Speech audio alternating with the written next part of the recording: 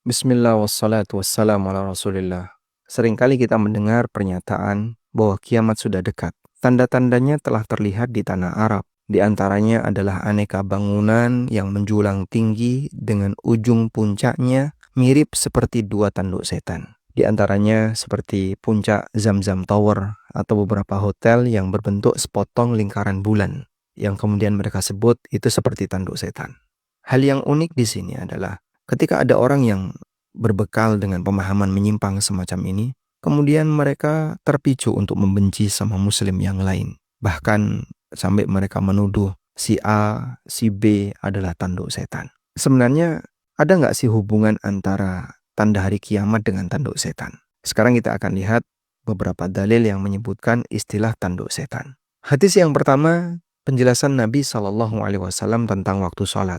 Nabi SAW pernah bersabda, wa waktu sholati subhi min tulu'il fajri ma lam tatlu' asyams fa idza tala'ati syamsu fa amsik anis salah fa innaha tatlu'u baina qarnai syaitan. Waktu subuh dimulai dari terbit fajar hingga sebelum matahari terbit. Apabila matahari sudah terbit, maka janganlah melaksanakan sholat. Karena matahari terbit, kata beliau, tatlu'u baina qarnai syaitan, terbit di antara dua tanduk setan. Hadis ini sahih riwayat Bukhari Muslim. Kita beralih ke hadis yang kedua. Penjelasan Nabi SAW bahwa orang kafir sujud ke arah matahari saat terbit dan saat tenggelam. Sehingga kaum muslimin dilarang untuk sholat ketika itu. Nabi SAW bersabda, "Sholli sholatas subhi, thumma aqsir anis salati hatta tatlu asyamsu." Kerjakanlah sholat subuh, kemudian tahan jangan sholat sampai matahari terbit agak tinggi, hatta tartafi'a, sampai matahari terbit agak tinggi. Fa innaha tatlu'u hina tatlu'u baina qarnai syaitanin. Karena ketika matahari itu terbit, ia terbit di antara dua tanduk setan. Wa hina idzin yasjudu lahal kufar. Dan ketika itu orang-orang kafir sujud ke arah matahari. Lalu Nabi SAW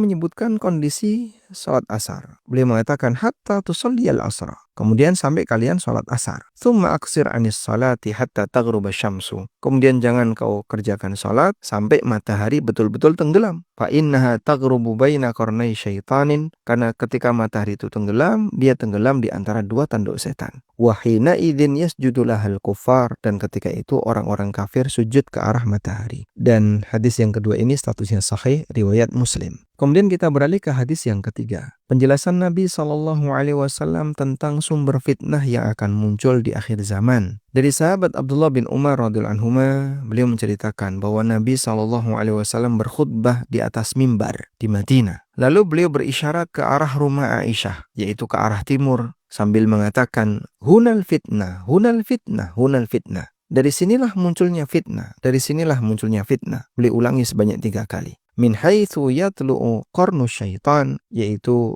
dari arah terbitnya tanduk setan. Dalam riwayat yang lain Ibnu Umar menceritakan, wa huwa mustaqbilul masyriq, Nabi SAW menghadap ke arah timur. Lalu beliau mengatakan, ha innal fitnata ha huna, innal fitnata ha huna. Beliau ulangi 3 kali. Sesungguhnya fitnah yaitu penyimpangan datang dari arah sini, datang dari arah sini. Min haitsu yatlu'u qarnu syaitan, yaitu dari sanalah muncul dua tanduk setan. Hadis ini sahih riwayat Muslim. Demikianlah cuplikan hadis yang menyebutkan tanduk setan. Kalau kita perhatikan, 2 hadis yang pertama menceritakan tentang waktu salat, dan 1 hadis yang terakhir menceritakan tentang munculnya fitnah, yaitu aneka penyimpangan atau chaos yang terjadi di masyarakat yang datang dari arah timur. Sekarang kita fokus terlebih dahulu mengenai makna matahari terbit dan tenggelam di antara 2 tanduk setan. An-Nawawi rahimahullah menjelaskan, wa ma'nahu annahu yudni ra'sahu ila syamsi fi hadhil awqat liyakuna as-sajiduna laha minal kuffar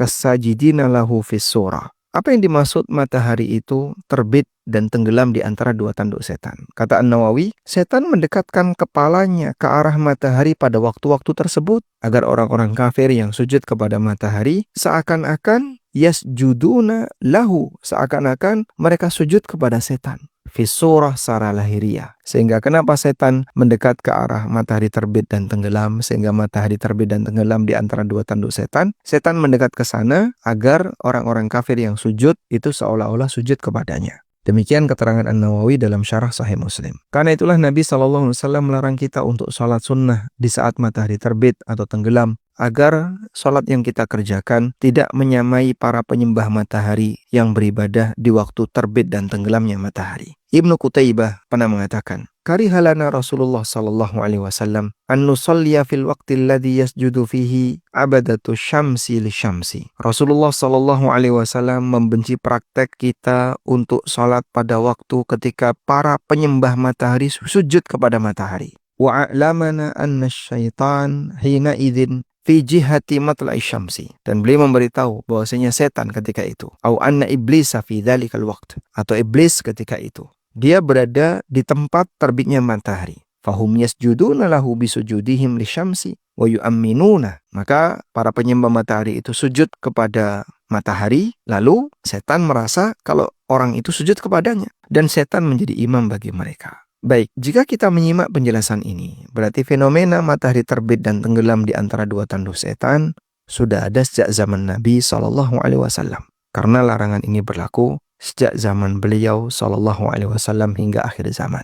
Berikutnya kita beralih ke hadis tentang fitnah akhir zaman, di mana Nabi SAW pernah berkhutbah di atas mimbar, lalu beliau menghadap ke arah timur atau berisyarat ke arah timur, lalu mengatakan hunal fitnah, hunal fitnah. Dari sinilah munculnya fitnah. Beliau ulangi sebanyak 3 kali, min haitsu yatlu'u qarnu syaitan, dari arah terbitnya tanduk setan. Hadis riwayat Bukhari Muslim. Fitnah yang dimaksud dalam hadis ini adalah penyimpangan. Dan di sini Nabi SAW tidak spesifik menyebutkan tanda hari kiamat. Beliau hanya menyampaikan bahwa akan muncul aneka penyimpangan dari masyarakat yang tinggal di arah timur Madinah. Lalu seperti apa timur Madinah itu? Timur Madinah adalah wilayah Najd, wilayah Bahrain, dan ke timur terus hingga masuk wilayah Irak. Abu Hatim Ar-Razi pernah mengatakan, Masyrikul Madinah wal Bahrain, wa Musailamah minha, wa khurujuhu kana awwal hadithin hadatha fil Islam. Sebelah timur Madinah artinya adalah wilayah Bahrain, dan di sanalah Musailamah al-Kadzab, si nabi palsu itu berada. Kemunculannya merupakan peristiwa fitnah pertama yang terjadi di dalam Islam.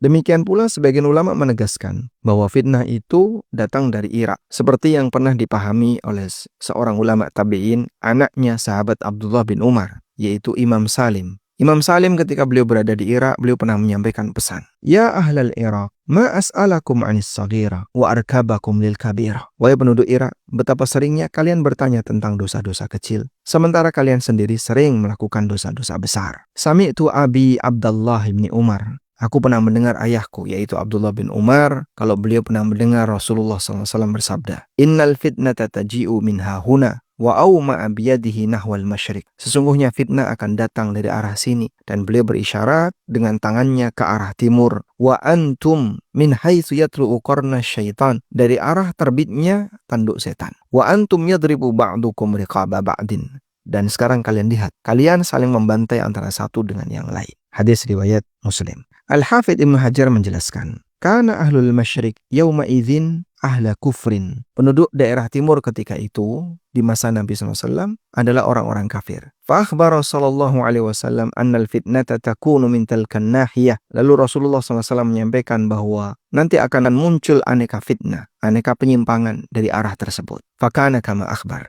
Dan benar-benar terjadi sebagaimana yang beliau kabarkan. Wa awwalul fitnati kana min kibalil masyrik. Penyimpangan pertama kali muncul dari arah timur. Fakana dzalika sababan lil furqati bainal muslimin, dan itu menjadi sebab perpecahan terjadi di antara kaum muslimin. Wa dzalika mimma yuhibbuhu syaitan wa yafrahu bihi, dan hal itu sesuai dengan apa yang disukai oleh setan dan membahagiakan setan. Wa kadzalikal bid'ah nasya'at min tilkal jihah. Demikian pula aneka penyimpangan-penyimpangan bid'ah itu muncul dari arah tersebut, yaitu dari arah timur. Lalu Al-Hafidh mengutip keterangan Al-Khattabi, kata beliau, Najd min jihatil masyrik, wilayah Najd dari arah timur, wa man kana bil Madinah kana najduhu badiyatal Iraq, wa nawahiha. Mereka yang tinggal di kota Madinah. Wilayah Najd adalah padang pasir Irak dan sekitarnya. Wahia masyriqu ahlil Madinah, dan itu adalah arah timur bagi kota Madinah. Baik, intinya di sini beliau menjelaskan bahwa aneka fitnah dan penyimpangan yang terjadi di kalangan kaum muslimin itu terjadi muncul pertama kali dari arah timur kota Nabi SAW.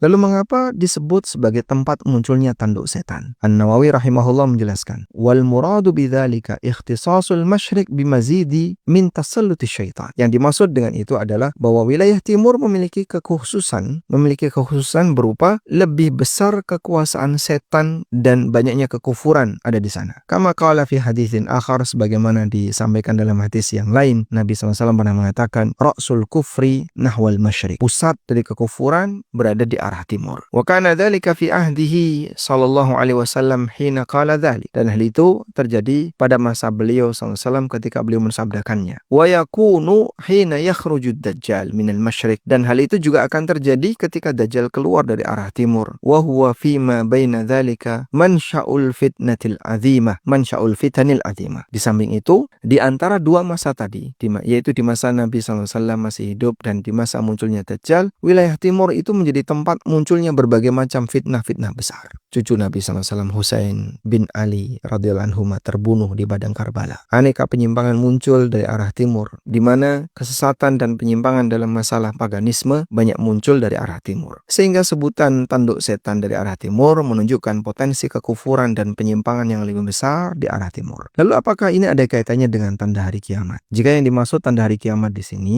adalah semua kejadian setelah diutusnya Nabi SAW, maka pernyataan ini benar. Karena pasca diutusnya Nabi SAW, perjalanan manusia itu menuju kiamat. Namun, jika yang dimaksud tanda hari kiamat di sini adalah masa dekatnya munculnya Dajjal, maka mungkin pernyataan ini tidak ada hubungannya dan tidak benar, karena tidak ada hubungan hadis ini dengan keluarnya Dajjal. Lalu bagaimana dengan bangunan seperti tanduk setan? Nah, ini hanya mengada-ada saja. Itu sebenarnya bukan tanduk setan, itu adalah sepotong bulan dan tidak ada hubungannya dengan tanduk setan. Wallahu a'lam.